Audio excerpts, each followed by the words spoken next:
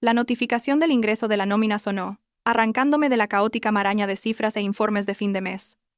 Miré la pantalla del teléfono. La cifra de 3.500 euros brillaba en el aviso de saldo.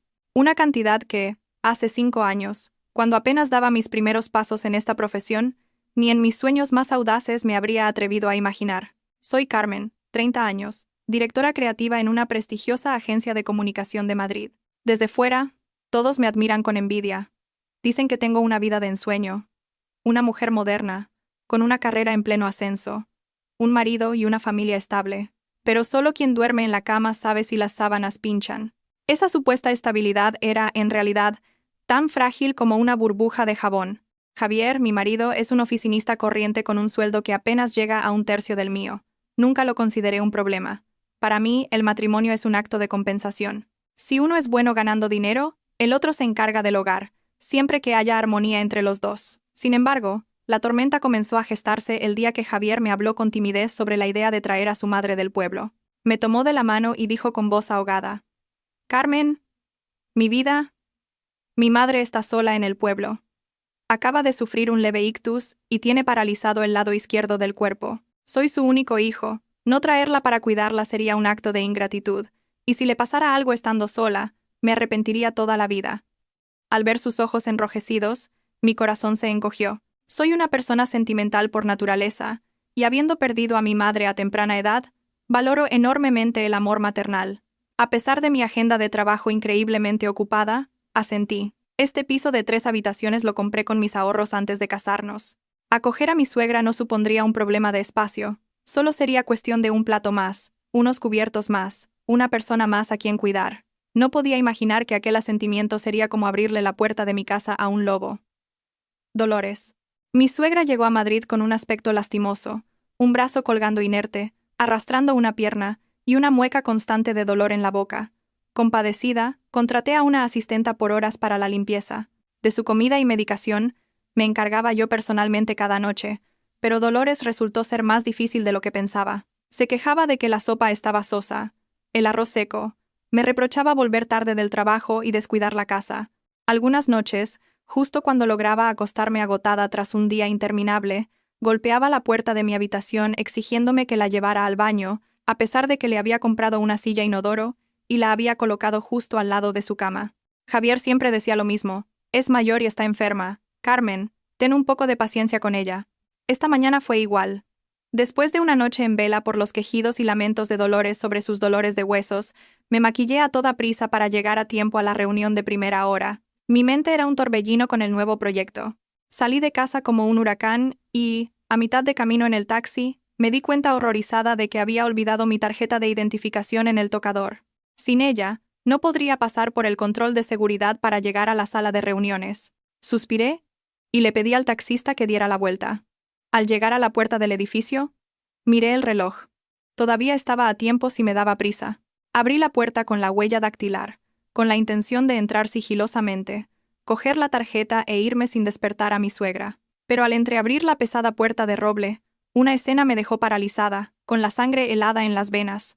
En el salón, el sonido vibrante de una copla emanaba del gran televisor de pantalla plana. Dolores, mi suegra con medio cuerpo paralizado, que la noche anterior necesitaba mi ayuda para dar cada paso hacia el baño, estaba ahora de pie en medio de la sala, moviendo los brazos y los pies al ritmo de la música con una agilidad asombrosa. Sostenía un plumero, danzando y girando, con una carcajada sonora, sin el menor rastro de ser una persona que había sufrido un ictus. Javier estaba sentado en el sofá, grabando a su madre con el teléfono, riéndose a carcajadas. «Mamá, eres una actriz increíble. Ayer vi la cara de pánico de Carmen cuando te quejabas de dolor de estómago». Dolores se detuvo, con las manos en las caderas, su voz fuerte y clara, completamente diferente a su habitual tono débil y susurrante. «Ya te lo dije, hijo. Solo tienes que escucharme. Tu mujer es una tonta. Con solo fingir un poco de enfermedad, me sirve como si fuera una reina. Oye, a ver qué haces. Isabel está a punto de dar a luz. Date prisa en cambiar de esposa, por favor. Esta casa necesita un heredero, no una mujer que solo sabe enterrarse en el trabajo como Carmen. 3 años, y no ha sido capaz de darme un nieto varón. Es para tirarla a los perros». Yo estaba inmóvil en la puerta, apretando el bolso con tanta fuerza que las uñas se me clavaban en la piel. Cada palabra de mi suegra era como un cuchillo afilado desgarrando mi corazón, Resulta que toda mi compasión, mi paciencia y mi generosidad no eran más que una broma para ellos. Y Javier, el hombre con quien compartía mi vida, se había confabulado con su madre para engañarme de una manera tan descarada. Javier respondió a su madre con una risita. Tranquila, mamá, ya lo estoy planeando. Solo espero a sacarle un poco más de dinero. Su sueldo ha subido este mes. La notificación del banco ayer marcaba 3.500 euros. Deja que nos mantenga un poco más y luego traeré a Isabel y al niño. Pues tú verás lo que haces. Y acuérdate de comprarle a Isabel un buen jamón de bellota para que se alimente bien. Mi nieto es mucho más importante que tu mujer inútil. Dolores hizo una mueca, arrojó el plumero al sofá y caminó con paso firme hacia la cocina para servirse un vaso de agua, con una agilidad que superaba a la de una joven. Me tapé la boca para no soltar un sollozo. Mi mundo se derrumbaba. La puerta de madera, que tenía delante, no solo me separaba de mi casa, sino también de la falsa ilusión de felicidad que había construido con tanto esfuerzo durante 3 años. Cambiar de esposa, Isabel, un nieto. Esas palabras danzaban en mi cabeza, formando un tornado devastador que arrasaba con cualquier resto de afecto conyugal. Retrocedí un paso, las lágrimas calientes brotaban de mis ojos, pero mi corazón estaba frío como el hielo. Quise entrar, gritar para desahogar mi frustración, volcar esa mesa de centro hipócrita para desenmascarar a ese par de miserables. Pero la mano que estaba a punto de empujar la puerta se detuvo en el aire. La lógica de una directiva, forjada durante años, me devolvió bruscamente a la cruda realidad. Si entraba ahora, lo negarían todo, incluso podrían acusarme de estar paranoica, o Dolores se tiraría al suelo fingiendo un ataque. No tenía más pruebas que mis ojos y mis oídos, y las palabras se las lleva el viento. ¿Quién me creería cuando ante todos, Javier siempre interpretaba el papel de marido ejemplar y Dolores el de una anciana enferma y desvalida? Cerré la puerta con sigilo, cada movimiento tan silencioso como el de un ladrón en su propia casa. Retrocedí hacia el ascensor. Caminando como un alma en pena, me derrumbé en las escaleras de emergencia del edificio. Todo mi cuerpo temblaba sin control. La ira y el dolor se mezclaron, formando una pesada piedra sobre mi pecho que me impedía respirar. Recordé las veces que Javier había insinuado el tema de los hijos, las veces que suspiraba profundamente cuando me veía traer trabajo a casa por la noche. Resulta que todo era una preparación para una conspiración despreciable. No solo me era infiel, sino que tenía un hijo con otra. Y ahora, él y su madre planeaban reemplazarme, dejarme en la calle con las manos vacías después de haberme exprimido hasta la última gota. Muy bien, Javier. ¿Quieres actuar? Pues actuaré contigo hasta el final. Murmuré, secando la lágrima que rodaba por mi mejilla. Saqué el teléfono y le envié un mensaje a mi jefe, pidiendo llegar 1 hora tarde por una urgencia familiar. Luego, tomé un taxi directo a una tienda de tecnología en la calle de al lado. Elegí 3 cámaras espía diminutas, del tipo más sofisticado, que se podían ocultar en un jarrón de flores artificiales, un enchufe y un cargador portátil. Sosteniendo esos pequeños dispositivos en la mano, sentí una amarga ironía. Nunca pensé que llegaría el día en que tendría que usar estas cosas para vigilar a las personas a las que llamaba familia. Pero la cruda verdad que acababa de descubrir me había enseñado una lección muy cara. El corazón humano es lo más impredecible que existe, y la confianza ciega es el veneno que una misma se administra. Regresé a casa después de más de 1 hora. Antes de abrir la puerta, respiré hondo, ajusté mi expresión, y forcé una sonrisa cansada pero llena de preocupación. La puerta se abrió. Dentro, la música de copla se había silenciado.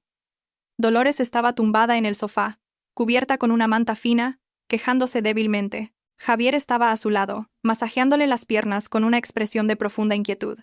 Al verme, levantó la vista, con un destello de sorpresa en sus ojos, que rápidamente se transformó en reproche. ¿Por qué vuelves a estas horas?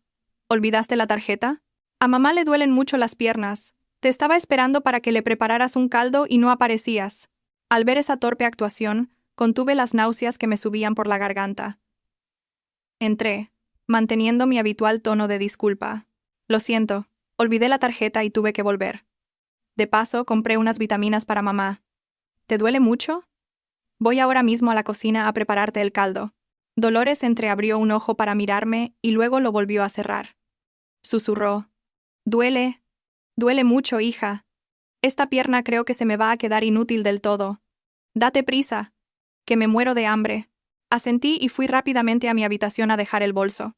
Aprovechando que Javier estaba ocupado interpretando su papel de hijo devoto en el salón, instalé rápidamente una de las cámaras en el enchufe frente a nuestra cama. Otra. La oculté hábilmente en el jarrón de la estantería del televisor del salón, desde donde tenía el ángulo de visión más amplio. La última. Buscaría la oportunidad de instalarla más tarde en la habitación de Dolores. La cena de esa noche transcurrió en una atmósfera asfixiante. Observé a Javier servirle comida a su madre con ternura. Observé a Dolores llevarse la cuchara a la boca con mano temblorosa, y las lágrimas estuvieron a punto de brotar de mis ojos, no por la emoción, sino por el asco. Sentía asco de la comida que yo misma había preparado, asco de esa falsa atmósfera de calidez familiar. Esa noche, acostada junto a Javier, escuché sus ronquidos regulares. Antes, ese sonido me daba seguridad.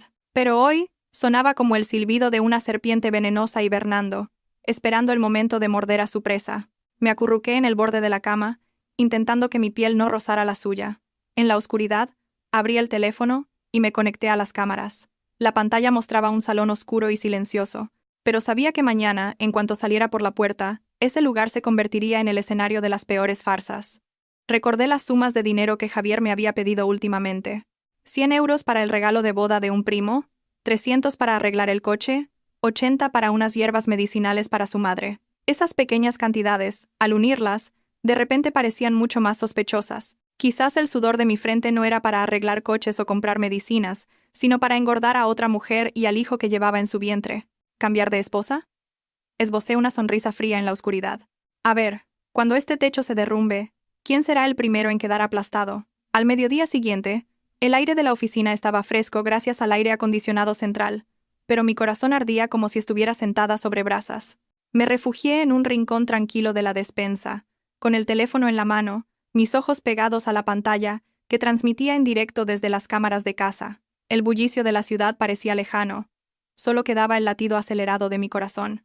Dolores, mi suegra postrada y digna de lástima, estaba representando una escena cotidiana que, de no haberla visto con mis propios ojos, jamás habría creído. En la pantalla del teléfono Dolores caminaba con paso firme por el salón, comiendo un bollo mientras veía la televisión. De vez en cuando, le daba una patada al robot aspirador porque se interponía en su camino. Murmuraba: «Este trasto inútil no para de dar vueltas y molestar, solo gasta electricidad para nada». Al verla tan sana y ágil, recordé su aspecto tembloroso de la noche anterior, cuando tuve que darle el caldo cucharada a cucharada, y una amargura indescriptible me invadió. Resulta que mi bondad y mi respeto filial eran solo un juguete para su entretenimiento. En ese momento sonó el teléfono de Javier en el vídeo. Había vuelto a casa a comer. A través de la cámara vi a Javier coger el teléfono apresuradamente. Su voz cambió por completo, volviéndose dulce y mimosa, muy diferente al tono brusco que solía usar conmigo últimamente. Dijo: «Sí, ya lo sé, mi amor. Come bien para que nuestro pequeño esté fuerte, no te preocupes por nada. Le acabo de decir a Carmen que me dé otros 500 euros para las medicinas de mamá. Mañana te hago la transferencia para que vayas a comprar cosas para el bebé». Escuché cada palabra con una claridad que me atravesó los oídos como agujas. Carmen, mi nombre, pronunciado por la boca de mi marido con tanto desprecio. Los 500 euros para medicinas y cuidados de su madre enferma, que yo misma había sacado de mi cuenta de ahorros esa misma mañana, resultaron ser para mantener a su amante. Apagué la pantalla del teléfono. Mis manos temblaban tanto que casi derramo el vaso de agua sobre la mesa. La sensación de ser traicionada no dolía tanto como la de ser menospreciada, convertida en una mula de carga que trabajaba sin descanso para alimentar la felicidad de otros. Respiré hondo, tratando de calmarme. Abrí la aplicación del banco y comencé a revisar todas las transacciones de los últimos 6 meses.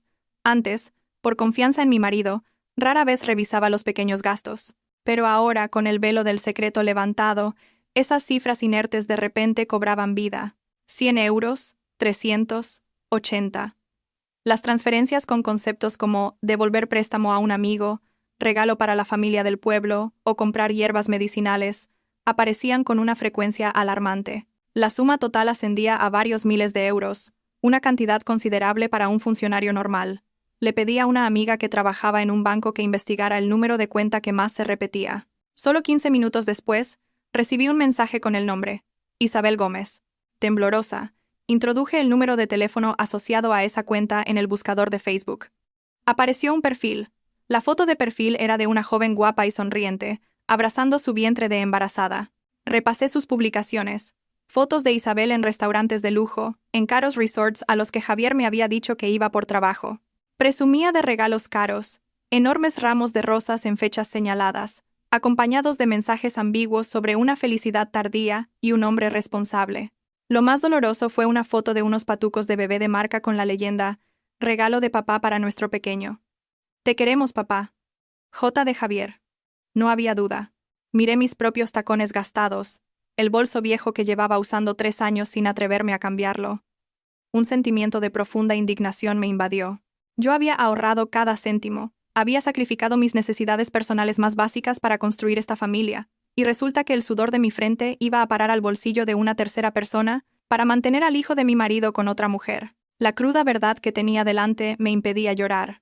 Las lágrimas parecían haberse secado, dejando espacio a un fuego de resentimiento que ardía lentamente. Hice capturas de pantalla de todas las pruebas y las guardé en una carpeta secreta en la nube. Esa tarde, Javier me envió un mensaje diciendo que tenía una cena de trabajo y volvería tarde. Dolores, por su parte, me dijo por teléfono que iría a fisioterapia a un centro de rehabilitación cercano. Sabía perfectamente que esa terapia era una excusa para ir a jugar a las cartas o a cotillear con unas nuevas amigas de su pueblo que había conocido en el mercado. La casa estaba vacía y silenciosa, casi de forma inquietante. Pero esta era la oportunidad de oro para encontrar las piezas que faltaban en este rompecabezas de traición. Entré en la habitación de Dolores, esa habitación que normalmente mantenía cerrada con llave cuando salía. Pero hoy, probablemente por las prisas de ir a disfrutar, se le había olvidado. El olor a ungüento mentolado, mezclado con el olor a humedad de una persona mayor, me golpeó la nariz. La habitación estaba desordenada, con ropa tirada sobre una silla y envoltorios de pastillas por el suelo. Empecé a registrar el armario, levantando capas de mantas viejas que había traído del pueblo y que se negaba a que lavara o cambiara. Mi mano tropezó con un objeto duro y frío en el rincón más profundo del armario. Era una lata redonda de galletas danesas, oxidada por el tiempo, del tipo que las personas mayores en los pueblos usan para guardar hilos y agujas. La saqué. Su peso me hizo latir el corazón más deprisa. Un mal presentimiento me decía que dentro de esta caja se escondían secretos más oscuros que una simple infidelidad. Contuve la respiración y abrí la tapa. La tapa saltó, y lo que apareció ante mis ojos casi me hizo gritar de terror.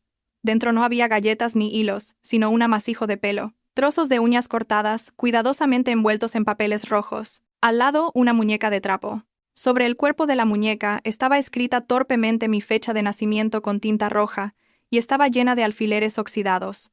Retrocedí un paso, tapándome la boca para reprimir un grito. Reconocí esos mechones de pelo, de color castaño y ligeramente ondulado. Era mi pelo. Las uñas pintadas de color nude también eran las mías. Ella las había estado recogiendo sigilosamente de mi cepillo y de la papelera del baño todo este tiempo. ¿Qué clase de brujería era esta? En pleno siglo XXI todavía creía en estas prácticas supersticiosas y bárbaras para maldecir a su nuera. Aún conmocionada, vi una pequeña libreta de cuero negro en el fondo de la caja. La cogí temblando y empecé a pasar las páginas. La letra de Dolores era torpe y llena de faltas de ortografía, pero el contenido era aterradoramente claro. Anotaba meticulosamente la hora a la que volvía del trabajo, lo que comía, incluso mi ciclo menstrual estaba marcado en rojo. Día 15. Carmen llegó tarde, con mala cara. Le puse un poco de su pelo en la sopa.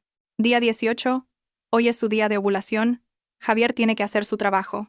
Espero que el hechizo funcione y no pueda concebir. Día 20. Isabel dice que el bebé está bien. Mi nieto patea fuerte. Falta poco para echar a esta desgraciada de aquí. A medida que leía, un escalofrío me recorría la espalda. Pensaba que solo era una anciana de pueblo, codiciosa y egoísta, pero no imaginaba que su corazón pudiera ser tan malvado y oscuro. No solo quería mi dinero y que su hijo me dejara, sino que también quería destruir mi capacidad de ser madre, maldecirme con sus oscuros rituales.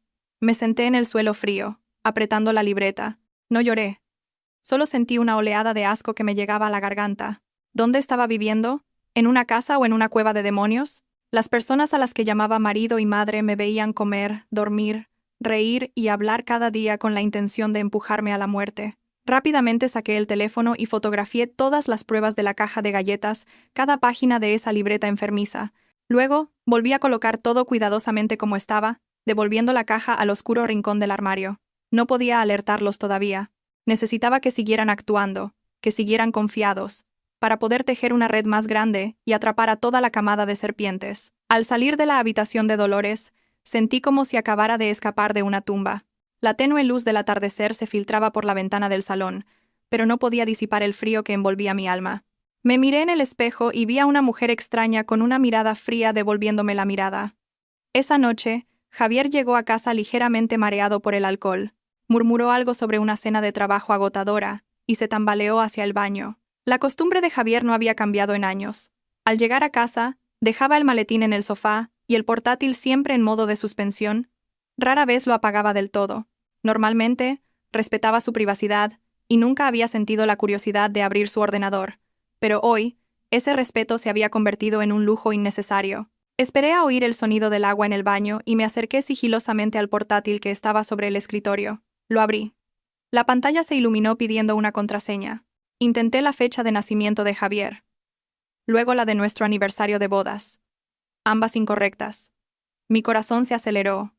Una idea cruzó mi mente. Recordé la información del Facebook de Isabel que había encontrado esa tarde. Su fecha de nacimiento era el 12 de junio.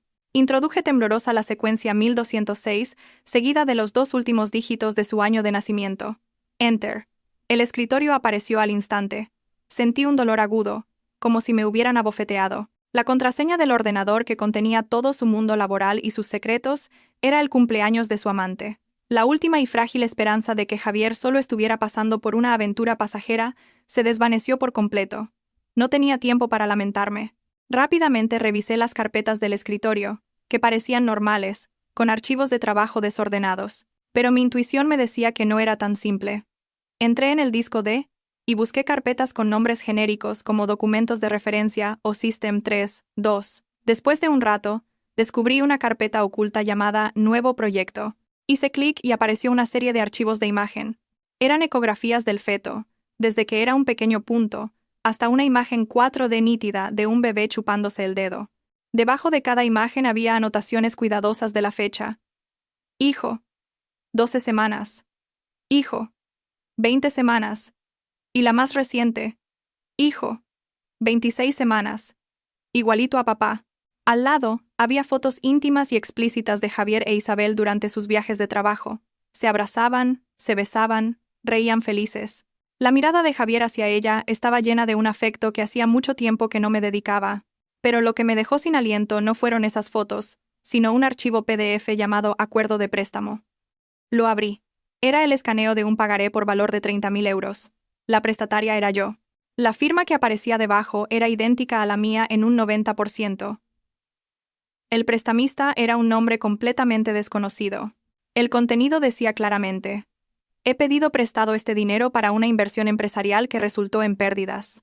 Me tapé la boca para no soltar una maldición. Resulta que lo habían planeado todo con este nivel de detalle.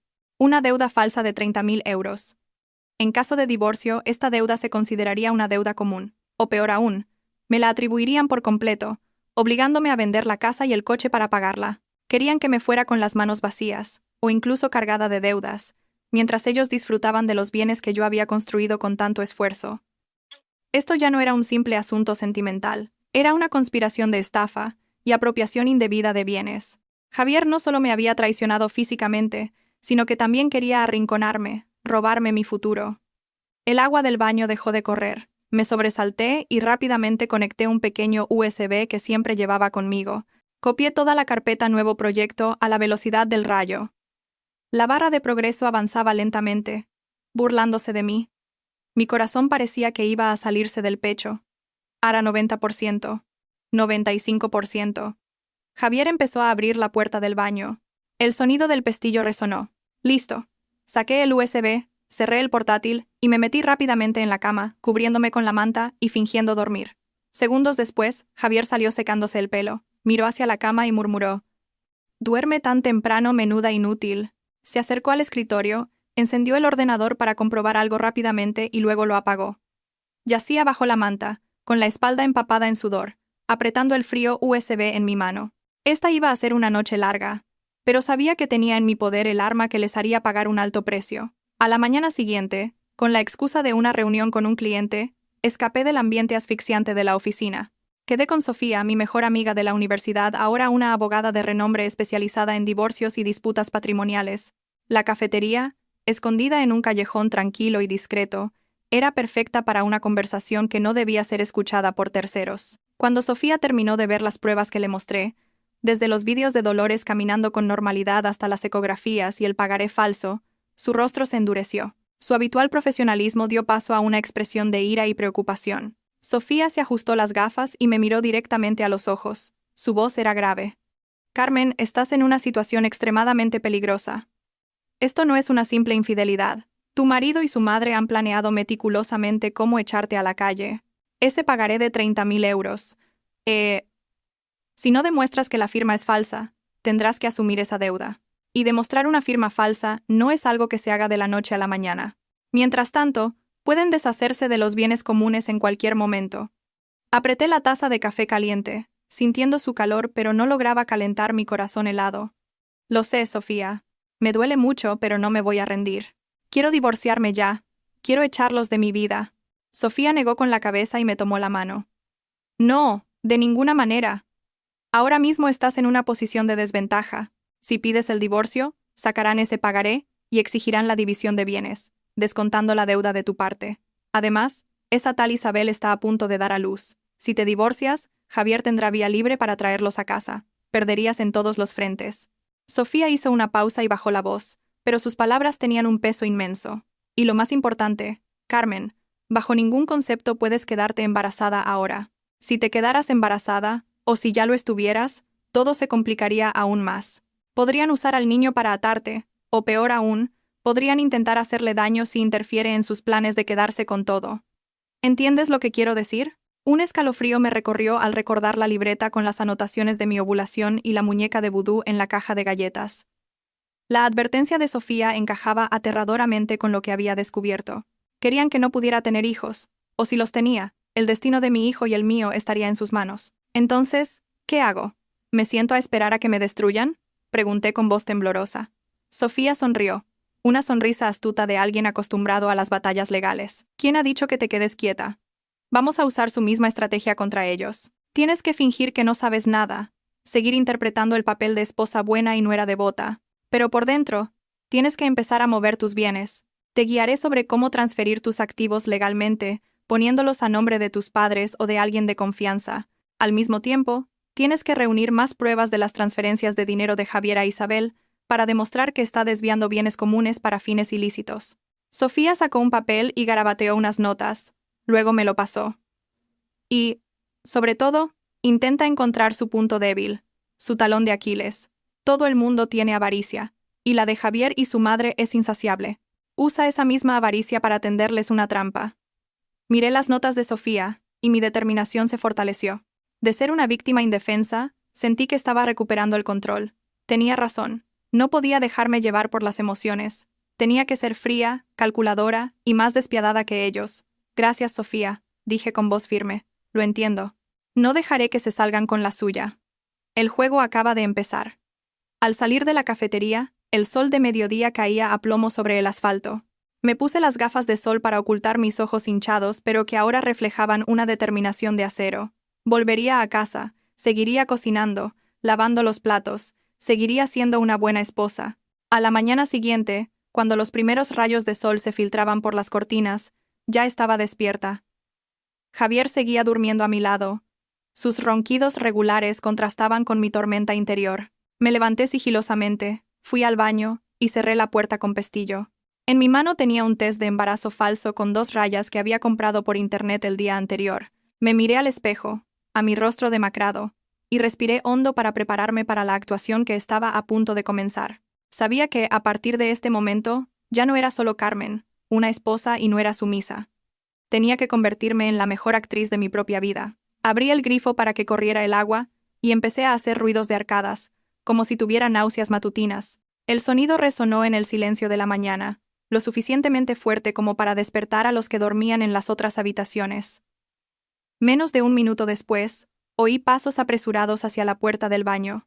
Javier golpeaba la puerta con insistencia, su voz somnolienta, pero llena de preocupación. «Carmen, ¿qué te pasa? Abre la puerta». Me eché agua en la cara para simular el sudor, y abrí lentamente la puerta. Me apoyé en el marco, con una mano en el pecho, y la otra extendiendo el test de embarazo con 2 rayas rojas. Miré a Javier, con los ojos llorosos y la voz entrecortada. «Cariño, estoy embarazada». Javier se quedó helado, sus ojos fijos en el test. Por un instante vi confusión y pánico en su rostro, pero rápidamente, el instinto de un hombre codicioso y falso se impuso. Agarró el test, lo miró una y otra vez bajo la luz y gritó de alegría. ¿De verdad? ¿2 rayas? Dios mío. ¡Mamá! ¡Mi mujer está embarazada! El grito de Javier fue como un detonante. La puerta de la habitación de Dolores se abrió de golpe. Mi suegra, la que supuestamente tenía medio cuerpo paralizado y que ayer se quejaba de no poder moverse, salió disparada de su habitación a tal velocidad que olvidó su bastón. Corrió hacia nosotros. Sus ojos brillaban como faros de coche. ¿Dónde? ¿Es verdad? Déjame ver. Dolores le arrebató el test a Javier, se lo acercó a los ojos y soltó una carcajada. La misma carcajada que había oído a través de la cámara. Los antepasados nos han bendecido. Por fin hay suerte en esta casa. 2 rayas rojas como esas no pueden mentir. Se volvió hacia mí. Su actitud cambió 180 grados. Su mirada penetrante y crítica de siempre se transformó en la de alguien que mira un tesoro, una máquina de hacer bebés de oro puro. Me tomó del brazo, su mano áspera apretando la mía con una ternura que me dio escalofríos. Querida nuera, camina despacio, ve a la cama a descansar. Pobrecita, con estas náuseas debes estar agotada. Deja que mamá te prepare un caldo de gallina para que te alimentes bien, para que mi nieto crezca sano y fuerte. Dejé que me llevaran a la cama, sintiendo una verdadera oleada de asco. Ver a Dolores caminar con paso firme, la espalda recta, sin rastro de su habitual postura encorvada y sufrida, me hizo preguntarme, ¿cómo pueden actuar tan bien? ¿Y cómo pude yo ser tan ciega? Resulta que su enfermedad era solo una excusa para atormentarme. Y ahora, este embarazo falso era la excusa para que ella revelara su verdadera naturaleza codiciosa. Javier se sentó al borde de la cama, acariciando mi mano. ¿Cómo te encuentras? ¿Te apetece algo? Voy a comprarlo. A partir de ahora no tienes que hacer nada, déjanoslo a mamá y a mí. Tú solo tienes que cuidar de tu embarazo. Lo miré a los ojos, buscando un atisbo de sinceridad, pero solo encontré un frío cálculo detrás de su sonrisa falsa.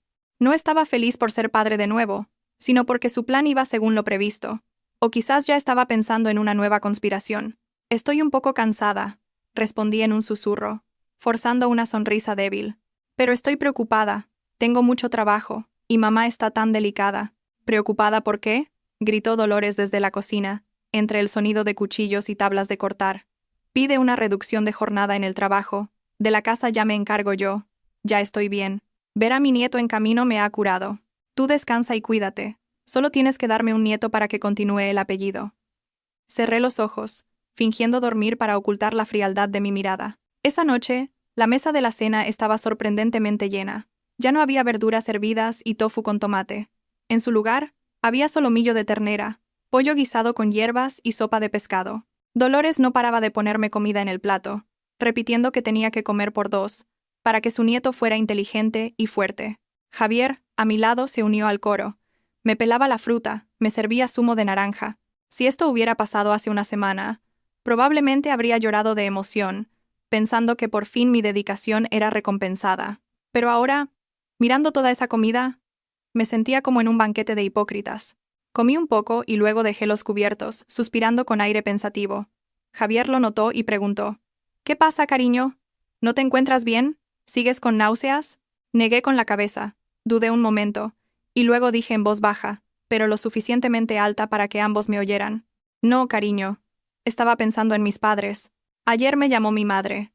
Me dijo que acababan de vender la finca familiar del pueblo, por muy buen precio. Al oír las palabras vender finca y buen precio, los ojos de Dolores se iluminaron, sus palillos se detuvieron en el aire. Javier también preguntó apresuradamente. Ah, ¿sí? ¿Por cuánto? ¿Y qué piensan hacer con el dinero? Bajé la vista hacia mi plato para ocultar una sonrisa burlona. ¿Por más de 500.000 euros, cariño? Dicen que, como soy su única hija y ahora vivo en un piso pequeño, quieren comprarme una casa aquí en Madrid para que pueda tener mi propio negocio y vivir más cómodamente. Ya han visto una que les gusta, por unos 500.000 euros, y quieren ponerla directamente a mi nombre. El comedor se quedó en silencio, solo se oía el sonido de alguien tragando saliva. Levanté la vista y vi a Dolores y a Javier intercambiando una mirada llena de codicia y cálculo. Una casa de $500.000 era el sueño de sus vidas, una cifra que Javier jamás podría alcanzar con su sueldo. Añadí el golpe de gracia. Pero mi padre dice que, como soy su única hija, y ahora estoy embarazada y delicada de salud, me ponen una condición. Tengo que dar a luz sin problemas, que el niño nazca sano. Solo entonces pondrán la escritura a mi nombre y al del niño. Si algo pasara, donarían todo el dinero a la caridad. Dolores dio una palmada en el muslo y se rió a carcajadas. Por Dios, qué previsores son tus padres. Conmigo aquí cuidándote, no te preocupes, seguro que todo sale perfecto. 500.000 euros. No, esa casa es una bendición para ti y para mi nieto. No se puede escapar. Javier me apretó la mano. Su voz temblaba de emoción. Es verdad, cariño. Tus padres nos quieren mucho. Tenemos que esforzarnos. Tú descansa y cuídate. Si necesitas algo, dímelo. Nuestra vida está a punto de cambiar. Asentí con una leve sonrisa, pensando con ironía para mis adentros. La trampa de la codicia estaba tendida, y la presa había mordido el anzuelo. Con la perspectiva de una casa de $500.000 de euros, estaba segura de que no se atreverían a hacerle nada a este embarazo, al menos hasta que diera a luz. Este sería mi salvoconducto temporal, dándome más tiempo para reunir pruebas y transferir mis bienes. Esa noche, sobre las 9, Dolores me trajo a la habitación un cuenco humeante de caldo de gallina con hierbas. El aroma intenso llenó la estancia. Dijo amablemente: Carmen, hija, bébetelo. Lo he cocido a fuego lento durante horas. Son todo hierbas buenas que he encargado que me trajeran de un herbolario de las Alpujarras. Es muy bueno para el feto. Bébetelo caliente para que haga efecto. Miré el caldo oscuro, con trozos de pollo y bayas de goji flotando. Mi intuición me dijo que algo no iba bien. ¿Por qué tanto entusiasmo? ¿Hierbas de las Alpujarras? ¿De dónde había sacado el dinero y los contactos para conseguirlas tan rápido? Si apenas llevaba unas semanas en la ciudad, recordé los trozos de uñas y la muñeca de vudú, la mirada maliciosa de Dolores. Sí, gracias, mamá. Déjalo ahí que se enfríe un poco y me lo bebo. Ahora estoy muy llena, dije, tratando de parecer natural. Dolores dudó un momento, mirándome de arriba a abajo, y luego asintió a regañadientes. Bueno, pero bébetelo todo, no lo tires, que es un desperdicio. Se dio la vuelta para irse, pero volvió a mirar el cuenco una vez más antes de cerrar la puerta. Esperé a que sus pasos se alejaran y cerré la puerta con pestillo. Cogí una bolsa de plástico gruesa, vertí todo el caldo dentro, la até con fuerza y la escondí en el fondo de la papelera, camuflada con unos pañuelos de papel. No sabía qué había en ese caldo, si era un tónico o un veneno. Pero de una cosa estaba segura. No volvería a permitir que nada que viniera de sus manos entrara en mi cuerpo. Esa noche me acostaría con el estómago vacío, pero al menos sabía que estaba a salvo. A la mañana siguiente, mientras Javier ya se había ido a trabajar y Dolores estaba absorta viendo una telenovela en el salón, saqué a escondidas la muestra del caldo de la noche anterior y la puse en un frasco pequeño, con la intención de llevarla a analizar o pedirle a mi amiga farmacéutica que la revisara. Pero antes de salir de casa, mi vista se posó en la caja de vitaminas prenatales que estaba sobre el tocador. Era un regalo que Javier me había comprado el día anterior. Dijo que eran importadas de Alemania, las mejores del mercado, y que costaban una fortuna. Cogí la caja. El empaquetado parecía de calidad, con su precinto y las letras en alemán bien impresas. Pero al abrirla, un olor extraño y penetrante me golpeó, diferente al suave aroma de las vitaminas que había tomado antes. Saqué unas cuantas pastillas. Eran de un color amarillo pálido, con una superficie algo rugosa, no tan lisas y uniformes como las pastillas de farmacia. Y lo más importante, no tenían grabado el nombre de la marca ni ningún código. La sospecha creció en mí. Busqué en internet imágenes de ese medicamento en la web oficial del fabricante. La pastilla real era de color marrón oscuro, ovalada, y con el logo de la marca claramente grabado. La que yo tenía en la mano parecía una tableta barata, hecha artesanalmente. Incluso se podía ver el polvo suelto. Se me heló la sangre. Javier había cambiado las pastillas. Había comprado la caja original, pero el contenido era otra cosa. ¿Por qué? ¿Para ahorrar unos euros y dárselos a su amante? ¿O había un plan más siniestro detrás de estas pastillas? Recordé la advertencia de Sofía. Podrían intentar hacerle daño al bebé o a tu salud. Envolví unas cuantas pastillas en un pañuelo de papel y las guardé en el bolso. Decidí llevarle tanto la muestra del caldo como las pastillas a mi amiga farmacéutica, Laura. De camino, mi corazón ardía. La idea de que el hombre con quien compartía mi vida intentara envenenarme me daba escalofríos. En la farmacia de Laura, después de examinar la pastilla con una lupa y hacer unas pruebas rápidas, frunció el ceño con gravedad. Carmen, esto no son vitaminas prenatales. Por su aspecto y cómo se disuelve, sospecho que es algún tipo de remedio de herbolario en polvo, prensado de forma artesanal, o un medicamento falso de mala calidad. Contiene ingredientes como cártamo y agripalma. Estas hierbas tienen un efecto anticoagulante muy fuerte y están totalmente contraindicadas en el embarazo porque pueden provocar un aborto o una hemorragia. ¿Un aborto? Balbuceé, pálida como un fantasma. Sí. Si realmente estuvieras embarazada y tomaras esto, el riesgo de perder al bebé sería muy alto. ¿Dónde compró tu marido esto?, preguntó Laura, enfadada. Me dejé caer en una silla temblando. Resulta que no querían que tuviera este hijo. Se alegraron delante de mí, me prometieron la casa, pero por la espalda me daban pastillas para eliminar el embarazo. Querían que tuviera un aborto espontáneo para no parecer culpables y, al mismo tiempo, tener una excusa para culpar a mi salud delicada. De esa forma, se quedarían con la casa heredada o me obligarían a un divorcio sin nada por no poder tener hijos. Javier, ¿cómo has podido ser tan cruel? ¿Estarías dispuesto a matar a tu propio hijo, si fuera real, solo por codicia y egoísmo? Apreté los puños, las uñas clavándose en mi piel. Por suerte, este embarazo era falso. Por suerte había estado alerta. De lo contrario, ahora sería una madre que ha perdido a su hijo, yaciendo en un charco de sangre, mientras agradecía ignorantemente a sus verdugos. Laura, necesito que analices esto a fondo, y también la muestra del caldo. Necesito pruebas concluyentes, dije con voz firme, mis ojos ardiendo de ira. De acuerdo, lo enviaré al laboratorio de inmediato, pero ten mucho cuidado. Vivir con esos monstruos es demasiado peligroso, dijo Laura, preocupada. Asentí y salí de la farmacia. El sol brillaba, pero no sentía calor.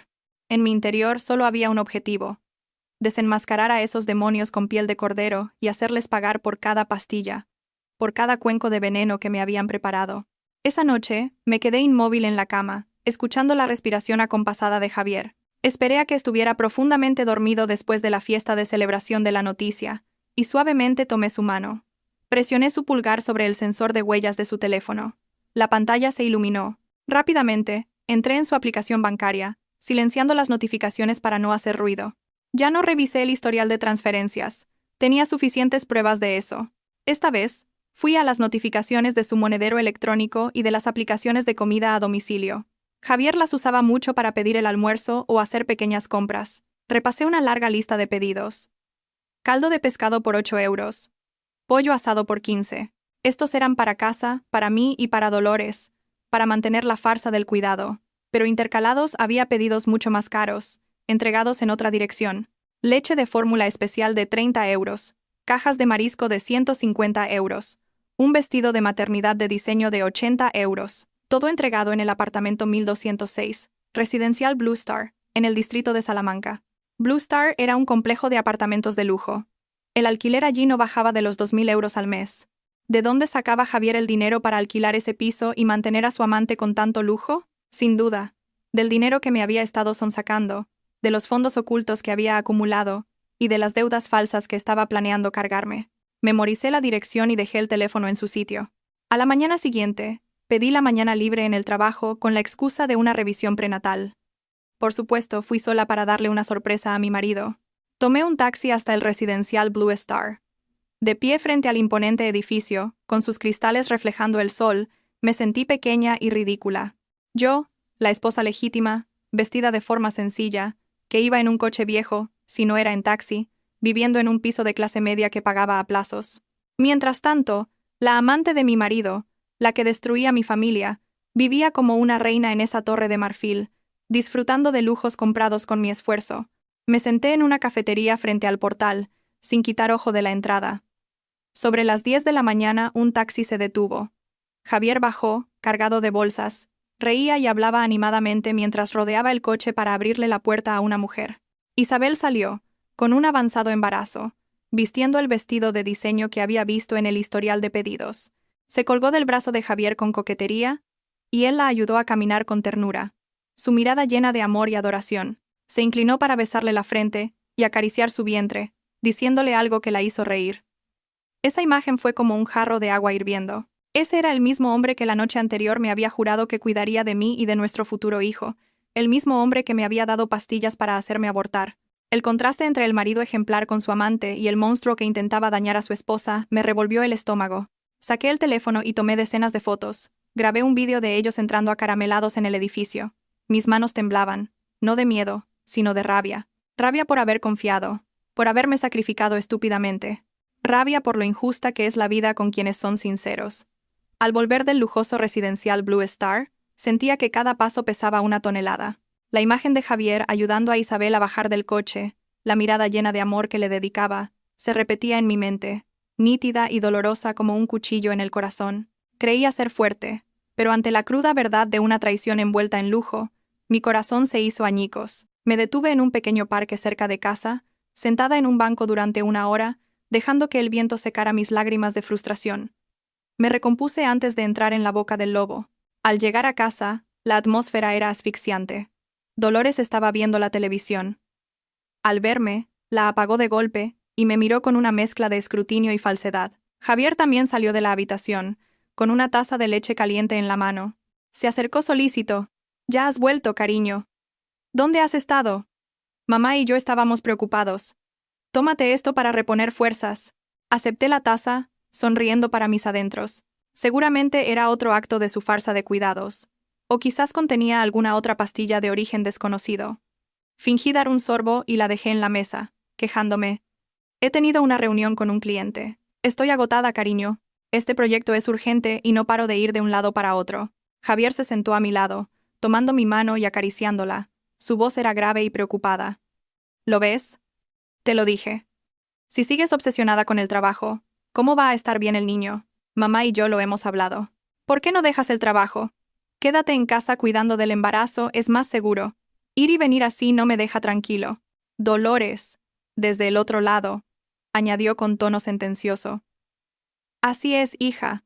Para una mujer, lo más importante es su marido, sus hijos, su hogar. Ganar dinero es cosa de hombres. ¿Para qué te matas compitiendo ahí fuera?» El sueldo de Javier ahora es decente, suficiente para mantener a toda la familia.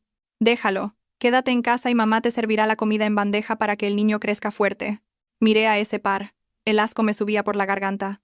Querían que dejara el trabajo no por mi salud o por este falso embarazo, sino para cortar mis lazos sociales, eliminar mi fuente de ingresos y mi independencia. Querían convertirme en una mujer dependiente, confinada en la cocina, para poder controlarme a su antojo.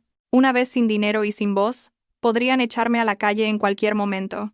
Aparté mi mano de la suya y me recliné en el sofá, suspirando con pesar. A mí también me gustaría dejarlo. ¿Quién no querría estar en casa, servida y atendida? Dejé la frase en el aire, observando su reacción. «Pero», preguntó Javier ansioso. «Ya sabes, mis padres prometieron la casa de 500.000 euros, pero con la condición de que el niño nazca sano y que tengamos algo de dinero para reformarla a su gusto. Mi padre dice que una mujer que no gana su propio dinero no tiene voz ni voto. Temen que si me quedo en casa dependiendo de vosotros, vuestra familia me menosprecie. Además, si termino bien este proyecto, a final de año recibiré una bonificación de casi 30.000 euros. Con eso y mi sueldo de los próximos meses, pensaba usarlo todo para dejar esa casa espectacular, digna del heredero de la familia». Al oír la cifra de 30.000 euros de bonificación y la mención de la casa, los ojos de Dolores brillaron como faros. Tragó saliva.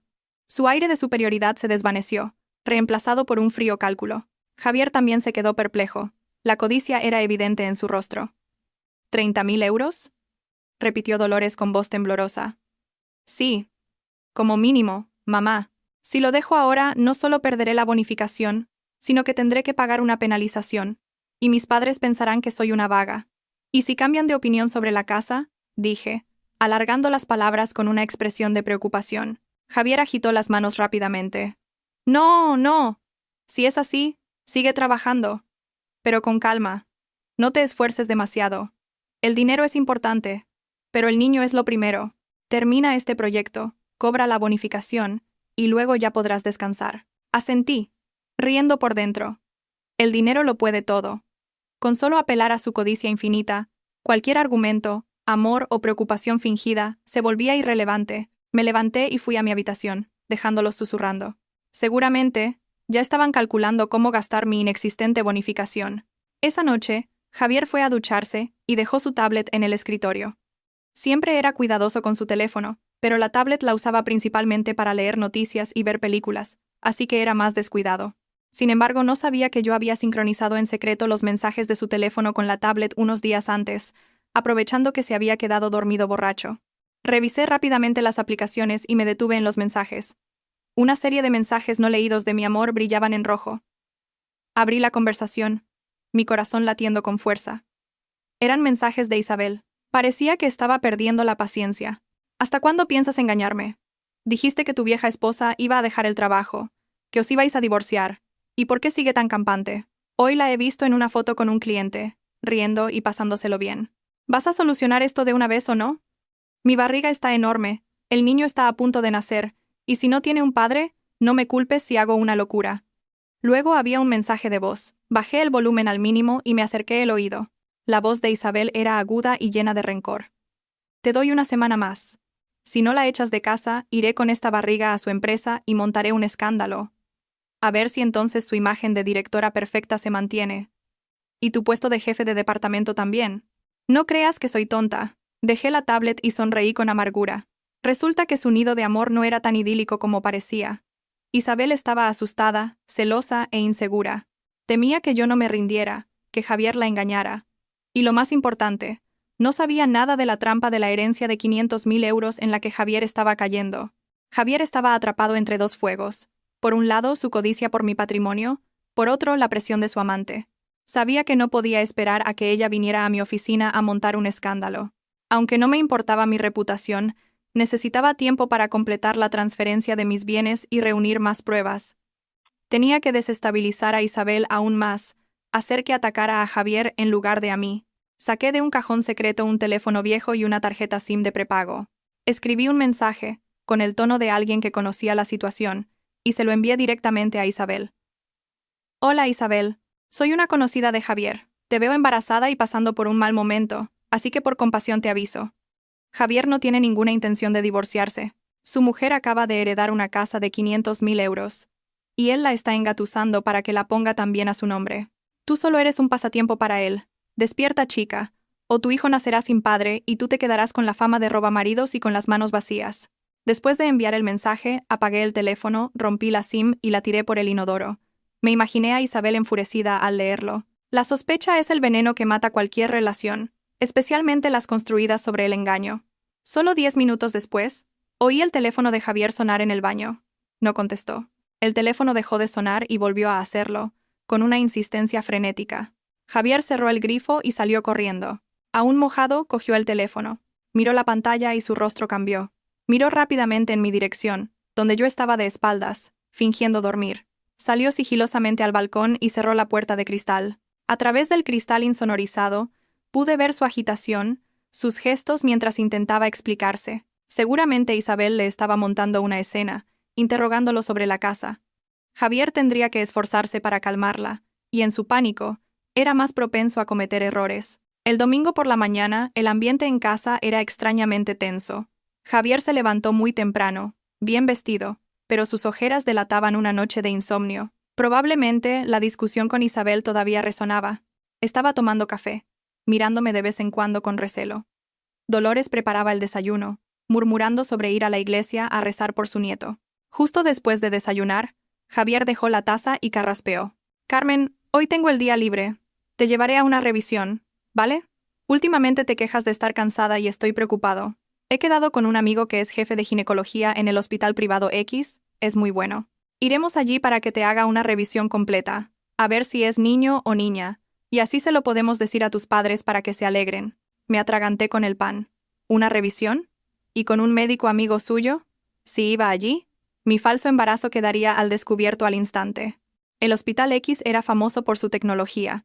No podría engañarlos. Esta era sin duda una trampa de Javier. Quería confirmar el embarazo o, peor aún, él y su amigo médico podrían conspirar para hacerme algo. No, cariño, ya fui la semana pasada. El médico dijo que todo estaba normal. Además, moverme tanto me cansa. Prefiero quedarme en casa descansando. Intenté excusarme. De ninguna manera, replicó Javier con una dureza inusual.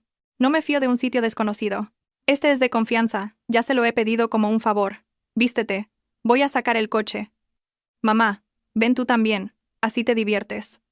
Dolores se unió al instante. Claro, vamos a la revisión, hija. Yo también quiero ver la carita de mi nieto. Vamos en nuestro coche, no tienes que caminar, así que no te cansarás. Me estaban acorralando. Sabía que no podía negarme más. Cuanto más me resistiera, más sospecharían. Asentí a regañadientes. Fui a mi habitación a vestirme, mi mente trabajando a toda velocidad para encontrar una salida. A escondidas, metí en mi bolso un pequeño frasco con un líquido rojo oscuro. Era sangre falsa. Algo que había preparado por si acaso. Un favor de una amiga que trabaja en maquillaje de efectos especiales. El coche se puso en marcha. El aire dentro era sofocante. Javier conducía, con el rostro serio. Dolores, en el asiento trasero, no paraba de hablar de nombres para el bebé. Yo iba de copiloto, con las manos en el vientre, sudando a mares a pesar del aire acondicionado. A mitad de camino, en la zona más concurrida de la ciudad, empecé mi actuación. Hice una mueca de dolor. ¡Ay, qué dolor, cariño! Me duele mucho la barriga. Javier se giró, sobresaltado. ¿Qué pasa? ¿Dónde te duele? Me duele muchísimo, como si me estuvieran retorciendo por dentro. Me encogí, apretando mi abdomen y jadeando. Cariño, creo que estoy sangrando. Apreté discretamente el pequeño sobre que tenía en el bolsillo, dejando que un poco del líquido rojo manchara el asiento. Dolores, desde atrás, se inclinó, y al ver la mancha en mi vestido claro gritó: «¡Dios mío, sangre! ¡Hay sangre! ¡Hija mía, mi nieto!». El rostro de Javier se quedó sin color. Casi choca contra la mediana. «Carmen, tranquila, te llevo ahora mismo a donde mi amigo». «No, no vamos a llegar, está muy lejos», grité, con lágrimas corriendo por mis mejillas. «Me muero de dolor. Vamos al hospital más cercano. Salva a nuestro hijo, por favor. Salva a nuestro hijo». En ese momento, el miedo a perder su tesoro, y la casa de $500,000, pudo más que su plan. Dolores también gritó: «Javier, entra en ese hospital internacional de ahí. Rápido. Si a mi nieto le pasa algo me muero». Javier no tuvo más remedio que girar bruscamente y entrar en el hospital internacional que estaba a solo unos metros. Su plan de llevarme a su médico amigo había fracasado. Me dejé caer en el asiento, respirando con alivio, agradeciendo mi talento para la actuación, pero el siguiente obstáculo era el más importante: ¿cómo engañaría a los médicos de este hospital? El coche se detuvo en la entrada de urgencias. Javier me cogió en brazos y corrió hacia adentro. Dolores lo seguía, gritando como si la casa estuviera en llamas. Los enfermeros trajeron una camilla y me llevaron a la sala de urgencias. Javier intentó seguirme, pero un guardia lo detuvo. «Los familiares deben esperar fuera». La puerta de urgencias se cerró, aislándome del caos exterior. Tumbada en la camilla, me sequé rápidamente el sudor. El médico de guardia era un hombre de mediana edad. Me miró con profesionalidad. «¿Dónde le duele? ¿Ha sangrado mucho?». Sabía que no podía seguir fingiendo ante un profesional. Me incorporé y lo miré a los ojos, hablando rápido y con urgencia. «Doctor, por favor, ayúdeme. No me pasa nada. La sangre es falsa».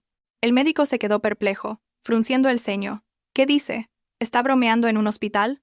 «No, señor, no bromeo». Le cogí de la manga de la bata. Mis lágrimas eran ahora reales, lágrimas de humillación y miedo. Mi marido y su familia están conspirando para hacerme daño. Me obligaban a ir a un médico conocido suyo para hacer algo turbio. No tenía otra salida que hacer esto para poder venir aquí. Por favor, doctor, ayúdeme. Necesito un informe que diga que tengo amenaza de aborto y que necesito reposo absoluto». El médico me miró fijamente. Su expresión cambió de la duda a la sorpresa y luego a la compasión. Vio los leves moratones en mis brazos, de golpes accidentales en casa. Vio mi rostro demacrado y angustiado. Quizás en sus años de profesión, había visto muchas historias trágicas. «No puedo interferir en los asuntos de su familia», dijo con voz seria pero menos dura. «Pero soy médico y solo diagnostico basándome en la verdad. Si no está embarazada, no puedo escribir que tiene amenaza de aborto, sería una falta de ética». Desesperada, saqué de mi sujetador un pequeño papel arrugado, una ecografía. Era mi as en la manga. Una falsificación que le había pedido a Laura, mi amiga farmacéutica, por si acaso. En el papel aparecía mi nombre: un embarazo de 6 semanas, latido débil y un desprendimiento del 10%. Entonces, doctor, ¿podría darme un consejo? Les diré que usted me ha examinado y que el resultado es este. Por favor, no me delate ahora. Si saben que no estoy embarazada, me matarán». El médico cogió la ecografía falsa y suspiró. Miró hacia la puerta, donde Javier caminaba de un lado a otro como un animal enjaulado, y luego me miró a mí, a la mujer temblorosa que tenía delante. Finalmente, asintió levemente y me devolvió el papel. «Anotaré en su historial su estado real, pero no diré nada a su familia. Salga y explíqueselo usted misma. Solo le recetaré vitaminas y un sedante suave». «Gracias, doctor». «Muchísimas gracias». Hice una reverencia, sintiéndome liberada de un peso enorme. 15 minutos después, salí de urgencias, caminando con dificultad, con la mano en el vientre y el rostro pálido. Javier y Dolores corrieron hacia mí. «¿Qué ha pasado? ¿Qué ha dicho el médico? ¿Está bien el niño?». Le entregué a Javier la ecografía falsa. Mi voz era un susurro entrecortado. «El médico dice que el embarazo es muy débil, que hay un desprendimiento del 10%. Amenaza de aborto. Me ha regañado por moverme tanto, por preocuparme demasiado. Ahora tengo que quedarme en cama, en reposo absoluto. No puedo moverme ni hacer ningún esfuerzo. Si no, rompí a llorar. Javier cogió el papel con manos temblorosas. No entendía los términos médicos, pero vio las palabras amenaza de aborto y pronóstico reservado. Su rostro se puso gris. El sueño de la casa de $500,000 se tambaleaba. Dolores se golpeaba el pecho. «Dios mío, mi nieto. Es tu culpa, por no cuidarte. Te dije que te quedaras en casa y tú insistiendo en ir a trabajar.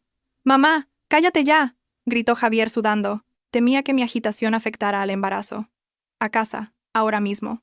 A partir de ahora te quedas en la cama. Te traeré la comida y la bebida. Si perdemos al niño, no me culpes si soy cruel». Asentí y me apoyé en él para que me ayudara a caminar hasta el coche. En los brazos de mi traidor, sentí asco, pero también una profunda satisfacción. Durante los días de reposo en cama, me sentí como una prisionera en mi propia casa, pero una prisionera con ojos y oídos en todas partes. A través de la tablet sincronizada, supe que Isabel estaba desesperada por la demora de Javier. Lo bombardeaba con ecografías, facturas de compras de bebé y amenazas de ir a mi empresa. Javier estaba contra la pared, tratando de ser el marido perfecto conmigo para asegurar la herencia, mientras intentaba calmar a su amante. Esa tarde, Javier volvió del trabajo antes de lo habitual, su rostro demacrado. Trajo un ramo de rosas rojas, las mismas que solía regalarme cuando éramos novios. Pero ahora, solo veía en ellas un color rojo chillón y falso. Puso las flores en un jarrón y se sentó a mi lado. «Cariño, he oído algo interesante y quería hablarlo contigo». Fingí estar cansada. «¿Qué pasa, cariño?» «Me duele la cabeza, solo quiero dormir». Javier empezó a masajearme las sienes. «Es importante. Tiene que ver con el futuro de nuestro hijo. Mamá me ha dicho que un primo del pueblo vende un terreno en la carretera principal para pagar la deuda de su hijo, que se va a trabajar al extranjero. Es una ganga, a mitad de precio. Si lo compramos, en unos meses podemos venderlo por el doble o el triple. Es nuestra oportunidad de oro». Sonreí para mis adentros. «¿Qué terreno ni qué nada?»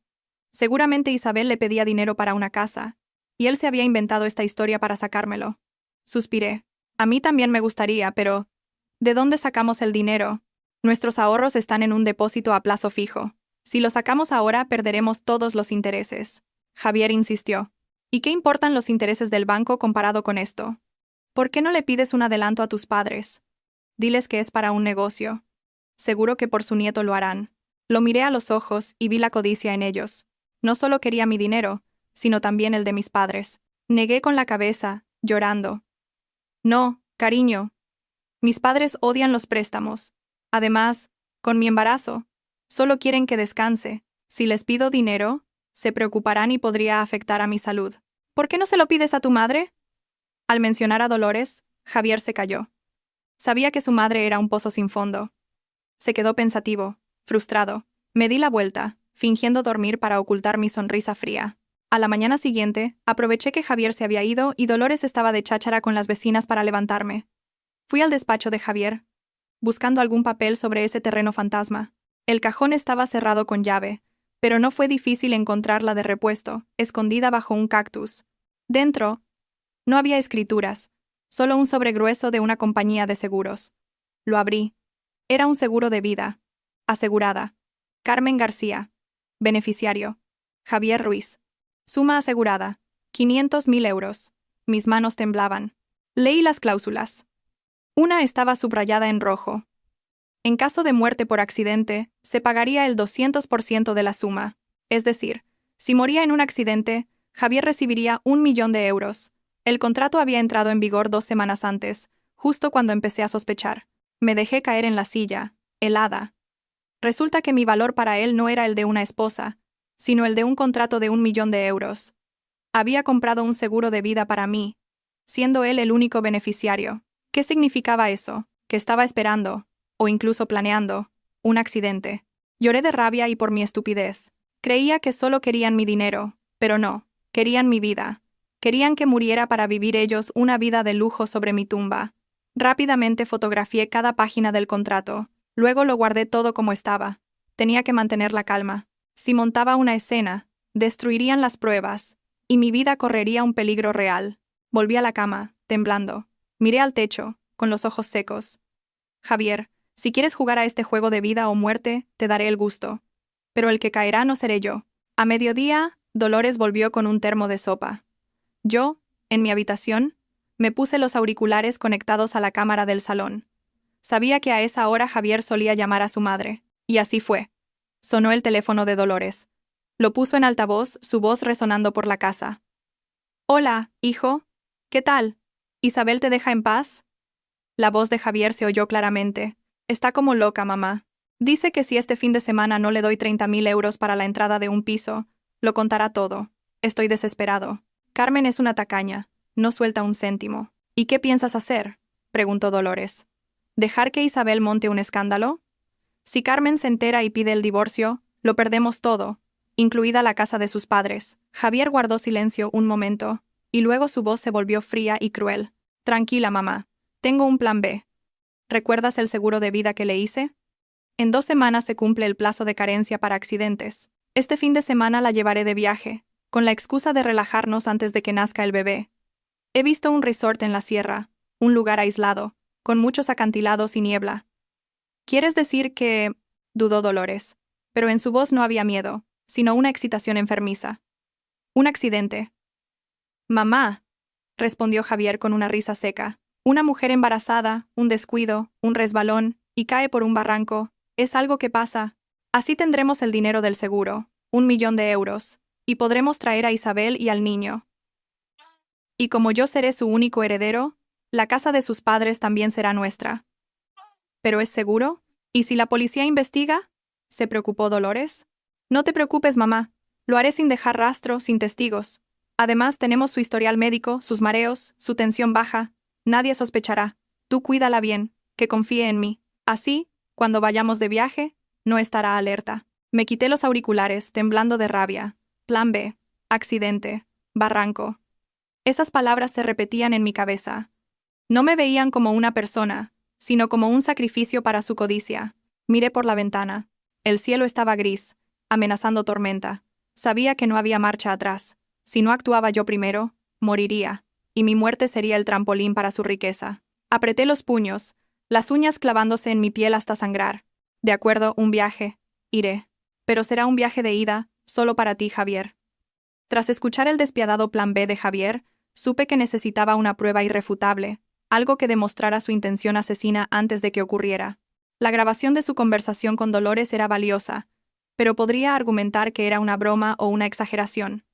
Necesitaba algo más directo, de su propia boca, dirigido a un tercero. Esa noche, Javier volvió a casa más animado. Seguramente pensaba que su plan perfecto estaba a punto de ejecutarse. Se puso a cocinar, silbando alegremente. Yo, en mi habitación, saqué el teléfono de prepago y un software de modificación de voz que había instalado en un smartphone viejo. Ajusté mi voz para que sonara como la de una teleoperadora profesional, amable pero algo robótica. Esperé a que Javier estuviera en el balcón, fumando relajadamente después de cenar, y lo llamé. A través de la rendija de la ventana, lo vi coger el teléfono, dudar al ver un número desconocido, y finalmente contestar. «Sí, ¿quién es?», preguntó bruscamente. Respiré hondo y empecé mi actuación. «Buenas tardes, señor Ruiz. Le llamo del Departamento de Atención al Cliente de Seguros X. Quería confirmar algunos datos sobre la póliza que contrató para la señora Carmen García». Al oír la palabra seguro, su actitud cambió. Se puso alerta, pero también interesado. «Sí, dígame. ¿Hay algún problema?». «No, ninguno, señor. Solo que nuestro sistema registra que mostró un interés especial en la cláusula de indemnización por accidente durante un viaje. Quería confirmarle que, en caso de fallecimiento accidental de la asegurada en zonas turísticas, de montaña o cerca de ríos y lagos, el trámite requerirá el atestado policial de la zona». ¿Tenía constancia de ello? Javier guardó silencio unos segundos, y luego su voz se volvió apremiante, revelando su avaricia. «Sí, lo sé. Pero, una pregunta. Si el accidente ocurriera en un lugar aislado, sin cámaras, y solo con el testimonio de un familiar, ¿se pagaría la indemnización? ¿Y cuánto tardarían en pagar?». Esa pregunta era justo lo que esperaba. Delataba su intención de buscar un accidente perfecto en un lugar solitario. Mantuve mi voz profesional. «En ese caso, la declaración del testigo y el informe forense serían las pruebas más importantes. Si la documentación está completa, abonaríamos el 200% de la póliza en un plazo de 15 días hábiles. Puede estar tranquilo». Perfecto, exclamó sin poder ocultar su entusiasmo. Gracias. Quiero decir, lo entiendo. Gracias. Colgó de golpe. Lo observé dar una larga calada al cigarrillo y expulsar el humo hacia el cielo, con una sonrisa de satisfacción. No sabía que toda la conversación acababa de ser grabada. Su pregunta sobre un lugar aislado y el plazo de pago sería su sentencia. Guardé el archivo de audio en mi carpeta segura. Mi corazón aún latía con fuerza, pero sentía la euforia del cazador que acaba de atraer a su presa a la trampa. Esa noche, durante la cena, Javier se mostró inusualmente atento. Después de recoger los platos, preparó una infusión de tila y se sentó a mi lado. Me cogió los pies, los puso sobre sus rodillas y empezó a masajearlos. Si esto hubiera sido antes, me habría emocionado, pero ahora, cada vez que su mano tocaba mi piel, sentía como si una serpiente fría se deslizara sobre mí. Cariño, últimamente te veo muy estresada. Con el trabajo y el embarazo, me duele verte así. ¿Qué te parece si este fin de semana nos escapamos? He encontrado un resort en la Sierra de La Rioja precioso, con aire puro, tranquilo, perfecto para que descanses. Fingí sorpresa. ¿A La Rioja? Pero el viaje es largo. ¿Y con mi amenaza de aborto? ¿Es seguro? Tranquila. Conduciré con cuidado. Iremos despacio. El médico dijo que tu estado de ánimo es lo más importante. Estar encerrada aquí no es bueno para el niño. Vamos a sanar nuestra relación. A reavivar la llama antes de que llegue nuestro hijo. ¿Qué te parece? Escuchar la palabra sanar de la boca del hombre que planeaba matarme por un seguro me pareció una broma macabra. ¿Quería llevarme a sanar o a la tumba?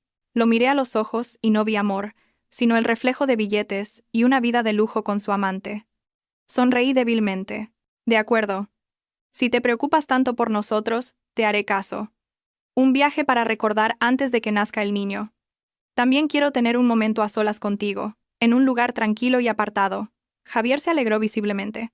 Claro, tiene que ser apartado para que sea romántico. Tú prepara ropa bonita, del resto me encargo yo. Será el viaje más inolvidable de tu vida. Asentí, girando la cabeza para ocultar una lágrima. A la mañana siguiente, con la excusa de comprar cosas para el viaje, salí. Fui directamente al despacho de Sofía y le entregué un USB con todas las pruebas. Me dio instrucciones precisas, insistiendo en que mi seguridad era lo primero. Luego fui a una tienda de artículos de espionaje. Compré una grabadora diminuta que podía ocultar en el sujetador y un localizador GPS que cosí en el forro de unas zapatillas.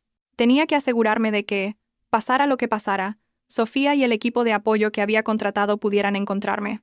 De vuelta en casa, me encerré en mi habitación y ejecuté el paso final de mi plan. Envié un mensaje anónimo a Isabel desde el teléfono de prepago. Hola, Isabel. Soy la buena samaritana del otro día. Te aviso. Este fin de semana, Javier se lleva a su mujer de escapada romántica al Parador de las Nubes, en La Rioja. Les ha dicho a sus amigos que va a reavivar la llama, que va a cortar contigo para centrarse en su mujer y en la herencia de 500.000 euros. Si no te das prisa, te quedarás sin marido y tu hijo sin padre. Envié el mensaje y rompí la SIM.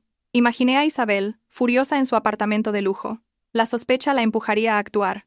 Estaba segura de que iría hasta allí para montar una escena. Su aparición sería la variable que Javier no esperaba, la que convertiría su plan de asesinato en una tragicomedia. Empecé a hacer la maleta, acariciando la ropa de maternidad. Esta obra necesitaba a todo el elenco para ser divertida. Queríais jugar a lo grande, pues os daré el mayor espectáculo de vuestras vidas. El sábado por la mañana, el cielo estaba despejado, pero el ambiente en el coche era sombrío. Javier se había levantado temprano, silbando mientras preparaba el equipaje, actuando como el hombre más feliz del mundo. Dolores nos despidió en la puerta, con una mirada entre curiosa y satisfecha, como quien mira a un animal cebado antes del matadero. Pasadlo bien, nuera. Ten cuidado, no te subas por sitios peligrosos, no te vayas a caer. Mi nieto es lo más importante. Si te pasa algo, no me culpes. Sí, mamá, tendré cuidado. Cuídate tú también, respondí, forzando una sonrisa. ¿Me estaba deseando un buen viaje o advirtiéndome del final que su hijo me tenía preparado? El coche se puso en marcha. Javier conducía despacio, preguntándome a cada rato si estaba bien. Su excesiva preocupación me ponía en alerta. A mitad de camino, me ofreció una botella de agua que ya estaba abierta. Bebe un poco. Es agua alcalina, muy buena para embarazadas. Cogí la botella. El precinto estaba roto. ¿Habría algo dentro? ¿Un sedante? ¿Un somnífero? No podía arriesgarme. Aprovechando un adelantamiento, fingí beber, pero derramé un poco de agua en un pañuelo. Luego, dejé caer la botella al suelo del coche. ¡Ay! Qué torpe. Se me ha caído. No importa. Ya beberé cuando lleguemos. Javier pareció molesto, pero disimuló. No pasa nada, te compraré otra al llegar. Duerme un poco. Cerré los ojos, fingiendo dormir. De reojo, vi que me miraba de vez en cuando, con una expresión fría. ¿Estaba comprobando si la supuesta droga hacía efecto? La música suave que sonaba en el coche me parecía una marcha fúnebre. Apreté la mano sobre mi vientre. Este viaje no me llevaba a un paraíso, sino a la boca del lobo. Después de 2 horas, llegamos al parador de las nubes. Estaba en una ladera aislada, envuelto en niebla, un lugar hermoso pero siniestro. Javier había reservado un bungalow apartado, en la zona más alta, con vistas a un profundo valle. Era el lugar perfecto para un accidente sin testigos ni cámaras. ¿Te gusta?, me susurró Javier al oído, abrazándome por detrás. Es precioso. Muy tranquilo, respondí, conteniendo la respiración. Descansa un poco. Yo voy a darme una ducha, dijo, y se fue al baño. En cuanto oí el agua, actué. Registré rápidamente su maleta de viaje. En un compartimento secreto en el fondo encontré un pequeño frasco de cristal sin etiqueta con un líquido transparente, un par de guantes de látex y unos cubrezapatos de plástico. ¿Guantes para un viaje romántico? La respuesta era obvia. Planeaba drogarme o hacerme resbalar con el líquido y empujarme al vacío sin dejar huellas. Temblé. Rápidamente fotografié las pruebas y lo volví a colocar todo en su sitio. Justo entonces el agua del baño se detuvo. Cogí una revista y fingí leer. Javier salió, envuelto en una toalla. ¿Qué lees, cariño? Luego cenamos, he reservado una mesa muy romántica. Sí, estaba mirando qué ver por aquí, respondí, sonriendo y cruzando mi mirada con la suya. En sus ojos, vi a un asesino disfrazado de marido perfecto. Esta sería probablemente la última cena de nuestro matrimonio. Sentada frente a Javier, a la luz de las velas, me preguntaba cómo una persona podía cambiar tanto. El hombre que me cortaba el filete con ternura era el mismo que escondía un veneno en su maleta, esperando el momento de empujarme al vacío. Sirvió vino para él y zumo para mí. Antes de dármelo, sostuvo mi vaso durante un rato. Brindemos, cariño, por nuestro viaje, por el futuro de nuestro hijo y por nuestra felicidad eterna. Miré el zumo. ¿Contendría algo? No podía arriesgarme. Sonreí, levanté mi copa y brindé con él. Gracias, cariño, por todo. Pensé que después de tantos problemas nunca volveríamos a ser los de antes, pero verte así me hace muy feliz. Aprovechando que él bebía su vino, fingí beber mi zumo, pero derramé un poco sobre mi vestido. ¡Ay, qué torpe! Me he manchado. Mientras me secaba con una servilleta, vertí la mayor parte del zumo en ella y la guardé en mi bolso. Cuando Javier dejó su copa, la mía estaba medio vacía. ¿Lo has bebido? ¿Estaba bueno?, preguntó, observándome. Buenísimo. Muy dulce, respondí, tratando de calmar mi corazón. Empezó a recordar nuestros viejos tiempos, a pintar un futuro brillante con la casa y el niño. Suena tan sincero que, de no saber la verdad, le habría creído. Pero entonces, su teléfono sonó. Miró la pantalla y lo silenció. Su rostro se tensó. ¿Por qué no contestas? Podría ser urgente, pregunté con inocencia. Es un número desconocido, seguro que es publicidad. Olvídalo. Esta noche es solo para nosotros. Sonrió forzadamente. El teléfono volvió a sonar. Esta vez vi el nombre en la pantalla. Mi amor. Era Isabel. Sabía que mi mensaje la había puesto nerviosa. Estaba llamando para comprobar, o quizás ya estaba aquí. Javier apagó el teléfono, frustrado. Ya está. Así no molesta. Come, que se enfría. Después de cenar, Javier miró el reloj, impaciente. Me observó, extrañado de que no mostrara signos de somnolencia, pero su plan seguía en marcha. Cariño, la luna está preciosa. ¿Damos un paseo? Detrás del restaurante hay un sendero que lleva a un mirador sobre el acantilado. Dicen que las vistas son espectaculares. Miré por la ventana. La noche era oscura y la niebla densa. Ese sendero, lo había comprobado en un mapa, era la zona más aislada del resort, sin luces, sin cámaras, al borde de un precipicio. Era el lugar que había elegido para matarme. De acuerdo. Vamos a pasear, dije. Me puse un chal. Toqué la grabadora oculta en mi sujetador y el localizador en mi zapatilla. Todo estaba listo. Salimos al sendero. El viento de la montaña era gélido. Javier me apretaba la mano, que estaba fría y sudorosa. Caminaba rápido, arrastrándome hacia el lugar elegido. Cariño, más despacio, estoy embarazada, me canso. Ya casi llegamos. Te va a encantar. No aflojó el paso. A medida que nos adentrábamos, la niebla se espesaba. Llegamos a una curva, con la pared de roca a un lado y el abismo al otro. Javier se detuvo. Me soltó la mano y se giró para mirarme. Su rostro, A la luz de la luna, parecía el de un desconocido, cruel y despiadado. ¿Te gusta?, preguntó, su voz resonando en la roca. Retrocedí, asustada. Es bonito, pero hace frío. Volvamos. ¿Miedo? ¿Conmigo aquí? Se acercó, acorralándome contra la roca. Metió la mano en el bolsillo, donde sabía que tenía el veneno y los guantes. ¿Sabes, Carmen? Llevo mucho tiempo esperando este momento. La casa, el seguro, mi libertad, todo está al alcance de mi mano. Mi corazón latía con fuerza, no de miedo, sino de expectación. Era el momento de la verdad. Necesitaba que lo confesara todo. Cariño, ¿qué dices? No te entiendo, dije, con lágrimas en los ojos. El viento aullaba. Javier se interponía en mi camino, su sombra cubriéndome como un fantasma. Se echó a reír, una risa salvaje que rompió el silencio de la noche. Se puso lentamente los guantes de látex. ¿No entiendes o te haces la tonta?, siseó. Ya no había más cariño, solo desprecio. ¿Crees que te quiero? ¿Crees que quiero a ese niño? Estoy harto de tu cara de amargada, de tu obsesión por el trabajo. Necesito dinero, Carmen. Mucho dinero para cuidar de Isabel y de mi hijo, para vivir la vida que merezco. Me pegué a la roca, con la mano en el vientre, hablando alto para que la grabadora lo captara todo. Javier, me has sido infiel. ¿Quieres dejarme por ella? ¿Y nuestro hijo? ¿Cómo puedes? Hijo, ¿crees que me he tragado que estás embarazada? Me interrumpió. Estés embarazada o no, hoy vas a morir. Solo con tu muerte lo tendré todo. Te he hecho un seguro de vida, Carmen. $500,000, que con la cláusula de accidente se convierten en 1 millón. 1 millón. Nunca lo ganarías en toda tu vida. Con tu muerte, harás tu última contribución a esta familia. Te he hecho un seguro de vida. Esa fue la confesión que necesitaba. Su motivo para matarme. La rabia superó mi miedo. Eres un monstruo. Si me matas, ¿no temes a la justicia?, grité, activando la señal de emergencia del localizador. ¿Justicia?, se burló, acercándose con el frasco abierto. El olor químico llenó el aire. En este lugar perdido, ¿quién sabrá que te he matado? Diré que te mareaste y te caíste. Lloraré, haré el papel de marido desconsolado. ¿Quién va a sospechar? ¿Mi madre? Ella desea tu muerte más que yo. Se abalanzó sobre mí con un pañuelo empapado en el líquido. Lo esquivé, y él se golpeó la mano contra la roca. ¿Te atreves a esquivarme?, rugió, enfurecido. Volvió a atacarme, empujándome hacia el borde del precipicio. Mis pies resbalaron en la hierba húmeda. El abismo estaba a mi espalda. Sabía que no podía competir en fuerza. Necesitaba ayuda. Respiré hondo y grité con todas mis fuerzas. Isabel, ¿lo has oído? Quiere matarme. ¿Quieres ser la siguiente? Mi grito resonó en las montañas. Javier se detuvo, desconcertado. No entendía con quién hablaba. Y en ese instante, de detrás de una roca, apareció una figura. Era Isabel, con su avanzado embarazo, jadeando por el esfuerzo de subir la cuesta. Llevaba un vestido rojo brillante y sostenía un teléfono, grabando, con el flash iluminando la cara de Javier. Javier se quedó petrificado, con la boca abierta, sin poder hablar.